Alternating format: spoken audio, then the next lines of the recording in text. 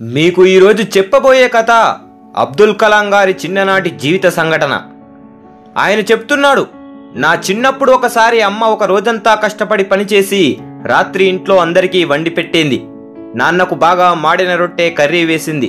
నాన్న ఏం పట్టించుకోకుండా తినేసి నా చదువు గురించి అడిగాడు. నాకు ఆశ్చర్యం, ఎందుకు నాన్న అంత మాడిన రొట్టె పెట్టినా కోప్పడలేదే అని. భోజనాలు అయిన తర్వాత అమ్మ క్షమాపణ అడుగుతుంటే నాన్న రొట్టె చాలా బాగుందని కాంప్లిమెంట్ ఇవ్వడం చూసి ఇంకా ఆశ్చర్యం వేసింది. కొద్దిసేపు తర్వాత నాన్నను అడిగాను, నిజంగా రొట్టె బాగుందా అని. నాన్న చెప్తున్నాడు, ఆమె రోజంతా ఎంతో కష్టపడి తినడానికి తెచ్చింది.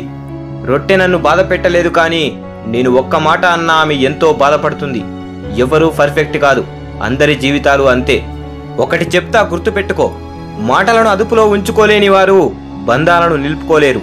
తనకంటూ ఓ మనిషిని కూడా చివరి గడియదాకా పొందలేరు. విచక్షణ కోల్పోయినప్పుడు ఆవేశంలో ఒక మాట నోరు దాటడానికి 10 సెకండ్లు చాలు, కానీ ఆ మాట వల్ల అయిన గాయం మానడానికి మాత్రం 10 ఏళ్ళైనా సరిపోదు. ఇది ఎప్పటికీ గుర్తుపెట్టుకో అని నాన్నగారు చెప్పారు. దీనివల్ల కొన్ని సంవత్సరాల కాలంలో నేను నేర్చుకుంది ఏంటంటే, ఎవరి తప్పులను పట్టించుకోకుండా అందరినీ ప్రేమించడం నేర్చుకున్నా.